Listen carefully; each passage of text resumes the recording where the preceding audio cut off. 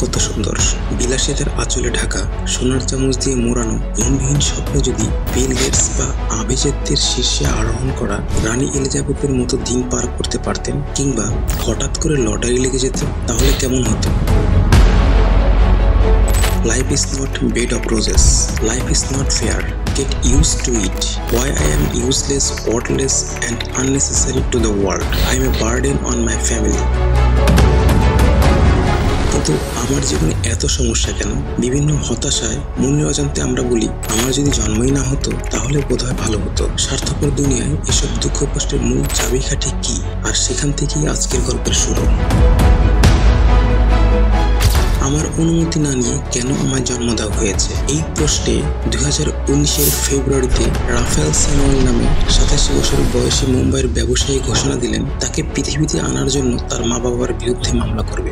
সে বিবিসিকে জানায় তার জন্ম নেওয়ার সিদ্ধান্ত তার বাবা মা নিয়েছে, সে নেয়নি। তাই এখন তার বাবা মাকে কাঠগড়ে দাঁড় করিয়ে জিজ্ঞাসা করবে কেন তাকে আনা হলো কষ্টদায়ক এই পৃথিবীতে। মামলার বিষয়টি প্রকাশ্য আসার পর হইচই পড়ে যায় বিশ্ব মিডিয়া। রাফায়েল অবশ্য কোনো উকিল খুঁজে পাননি তার মামলা নেওয়ার জন্য। রাফায়েলের দাবি এটা নীতিগতভাবে অত্যন্ত ভুল একটা ব্যাপার। মানুষের জীবনে এমনিতেই প্রবল চাপ। একজনের জন্ম হওয়ার মানে সামান্য হলেও এই পৃথিবীর ভার আরো একটু বাড়ল। রাফায়েলের মতে মানব জাতির কোনো দরকারই নেই, কারণ এত দুঃখ কষ্টের মধ্যে মানুষ জীবনযাপন করছে। মানুষ নিশ্চিন্ত হয়ে গেলে বরং এই পৃথিবী এবং অন্যান্য প্রাণীরা সুখে জীবন কাটাতে পারবে। এতে মানুষের দুর্ভোগের অবসান হবে। দেশ, সমাজ এবং একজন মানুষের চাহিদা, তার স্বপ্ন, বিলাসিতা, আকাঙ্ক্ষা, এসবের অর্থ কি? একজন মানুষ জন্ম থেকে মৃত্যু পর্যন্ত যত চাহিদা থাকে তার কেন্দ্রবিন্দু কোথায়? আর এসব চাহিদা মেটানোর মাধ্যমে বা কি? আমরা কেন এত পরিশ্রম করি? ক্যারিয়ার ও ভবিষ্যৎ গড়ার যে আশা আকাঙ্ক্ষা তা কিসের মাধ্যমে পূরণ হয়ে থাকে? এতগুলো প্রশ্ন যখন আপনার মাথায় ঘুরতে থাকে তখন আপনি জীবন যুদ্ধে ক্লান্ত হয়ে আপনার জীবন শেষ হয়ে মৃত্যুদূত আপনার সামনে এসে হাজির। এখন প্রশ্ন হচ্ছে, সদ্য জন্ম নেওয়া একটি শিশু থেকে শুরু করে 80 বছরের মৃত্যু পথযাত্রীর এত সংগ্রাম, উত্থান পতন, সেটার কেন্দ্রবিন্দু কি ছিল? উত্তর হচ্ছে টাকা। অনেকের মতে money is second god in world, অর্থাৎ পৃথিবীর বুকে দ্বিতীয় ঈশ্বর হচ্ছে টাকা। এই কথাটা কি আসলেও সত্য, নাকি আমরা উল্টো পথেই হাঁটছি? সেটাই জানার চেষ্টা করব। এখন প্রশ্ন হচ্ছে, মানুষের দুঃখ কষ্টের মূল চাবিকাঠি কোথায়? কিসের মাধ্যমেই এই দুঃখের কিছুটা অবসান ঘটবে? এবং তার উত্তর যদি হয় টাকা, তাহলে কি আপনি অবাক হবেন? জীবনের জাতাকলে চাপার অন্যতম কারণ টাকা, এবং টাকায় আমাদের মানসিক স্থিরতা ও নিরাপত্তা উপহার দেয়। আমাদের হাতে যখন টাকা থাকে তখন আমরা নিজেদের মধ্যে এক ধরনের শক্তি অনুভব করি। তখন আমরা গৃহহীন হব কিনা, না খেয়ে কষ্ট পাবো কিনা, অসুখ হলে প্রয়োজনীয় চিকিৎসা করতে পারবো কিনা, এই ধরনের ভয় থেকে দূরে থাকি। আর তাই টাকা থাকলে এক ধরনের নিরাপদ অনুভূতি আমাদের ভিতরে কাজ করে। আপনার জীবনে টাকা থাকা বা না থাকার ঘটনার মধ্য দিয়ে কিছু ঘটনা যা আপনার বন্ধু, ভাই, আত্মীয় স্বজনের সাথে ঘটেছে কিংবা ঘটার সম্ভাবনা রয়েছে, তাহলে আপনি তাদের আজই সতর্ক করে দিন এবং তাদের বুঝিয়ে বলুন টাকা নামের নোটটি কখন যেন পৃথিবীর প্রকৃতির নিয়ম অনুযায়ী ভয়ঙ্কর রূপ নিয়ে আপনার জীবনের সব কিছুকে পাল্টে দিতে বিন্দুমাত্র দেরি করবে না, কারণ এটা তো পৃথিবীর প্রকৃতির নিয়ম। আপনি হয়তো ভাবছেন টাকা থাকা ও না থাকার মধ্যে কতটাই বা ব্যবধান হতে পারে, কিন্তু আপনার পরিশ্রম, সম্পর্ক সব কিছুকেই পিছনে ফেলে আপনার জীবনে বিষাদ ডেকে এনে এক ভয়ঙ্কর অবস্থায় ফেলে দিতে পারে। সুতরাং আজই সতর্ক হয়ে যান। টাকার জন্য মানুষ কি না করে, এবং কি মানুষ মানুষকে হত্যার মতো জঘন্যতম পাপ কাজ করতেও বিন্দুমাত্র চিন্তা করে না। নিকটতম আত্মীয় স্বজনও টাকা না থাকা মানুষগুলোকে পর করে দেয়। আসলে কি, কেনই বা তার এত চাহিদা? টাকা কি কোনো সুপার পাওয়ার, নাকি আমরা জীবন যুদ্ধের চাহিদা মেটাতে গিয়ে মানব যন্ত্রে পরিণত হয়েছি? আধুনিক সভ্যতার সবচেয়ে বড় সত্য হলো টাকা না থাকলে আপনার পাশে কেউ থাকবে না। এই সত্য আপনি যতদিন বিশ্বাস করবেন না ততদিন আপনি নিজেকে জানতে বা বাস্তবকে জানতে পারবেন না।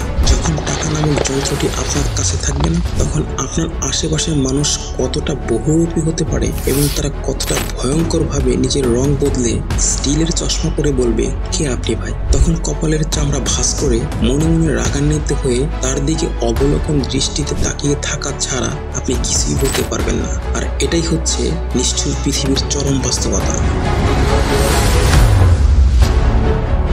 এই পৃথিবীর কঠিন বাস্তবতাটা হলো টাকাকে সফলতার মানদণ্ড হিসেবে বিবেচনা করা হয়। অর্থাৎ সমাজের মানুষের কত টাকা আছে তার হিসাব অনুযায়ী তার সফলতাকে বিবেচনা করা হয়। আপনার কাছে অনেক টাকা আছে মানে আপনি একজন সফল মানুষ এবং আপনার ভুলগুলোকে অতি সাধারণ হিসেবে বিবেচনা করা হয় আর বলা হয় তিনি অনেক সম্মানিত লোক। বিষয়টি আপনি হয়তো কোনোদিন গুরুত্ব দিয়ে ভেবেই দেখেননি। বাস্তবতার চরম শিক্ষা হলো অভাব, অনটন, সাংসারিক দারিদ্রতা। তাই তো মানুষ টাকার জন্য হাজারো কষ্ট ও পরিশ্রম করতে দ্বিধাবোধ করে না, হাজারো কষ্ট সহ্য করে টাকার পিছনে ছুটে। টাকা মানুষের জীবনে এতটাও বেশি গুরুত্বপূর্ণ যে টাকা না থাকলে আপনার প্রিয় মানুষ আপনাকে রেখে চলে যাবে। পৃথিবীর কঠিন বাস্তবতা হলো দারিদ্রতা আর সমাধান হলো টাকা। একজন পুরুষের আসল শক্তি হলো তার কত টাকা আছে। আবার সেই পুরুষের যখন টাকা থাকে না, ভালোবাসা তখন জানলা দিয়ে পালিয়ে যায়। টাকা হলো মানুষের জীবনের সবচেয়ে বেশি চাহিদার বস্তু। টাকার চাহিদা নাই এমন মানুষ খুঁজে পাওয়া যাবে না।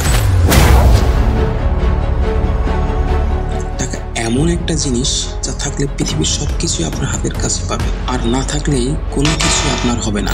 আপনি যখন অভাবে থাকবেন আপনার কাছের মানুষও আপনার সাথে সম্পর্ক নষ্ট করবে এবং আপনার থেকে দূরে সরে যাবে। এটাই পৃথিবীর প্রকৃতির নিয়ম। সকলেই সেই নিয়মের মধ্যে চলতে চায়। তাই আপনার সাথে কেউ হবে না, আপনাকে নিজের সাথে টাকাকেই করতে হবে। আপনি নিজের প্রতি সবচেয়ে খারাপ পাপটি করতে যাচ্ছেন ঠিক তখনই যখন আপনি বসে আছেন এবং অপেক্ষা করছেন যে কেউ আপনাকে টাকা দান করবে। কারণ আপনি মানসিক চাপে হয়তো ভুলে গিয়েছেন অর্থের চেয়ে সময় বেশি মূল্যবান। আপনি অনেক টাকার মালিক হতে পারেন কিন্তু সময় কখনো ফিরিয়ে আনতে পারবেন না। আপনার জীবনে যত সমস্যা তার সমাধান হলো টাকা। মানসিক প্রশান্তি, ভালোবাসা, মায়া, মমতা সব কিছুই যেন হার মেনেছে টাকার কাছে। এখন মেয়েরা ভালোবাসার জন্য এমন ছেলে বেছে নেয় যার অনেক টাকা আছে। টাকা ছাড়া বেকার মানুষের সাথে কেউ সম্পর্ক তৈরি করতে চায় না। টাকা দিয়ে সুখ বিলাসিতার জীবন পার করার জন্য টাকাওয়ালা ছেলে খুঁজে প্রতিটা মেয়ের বাবা।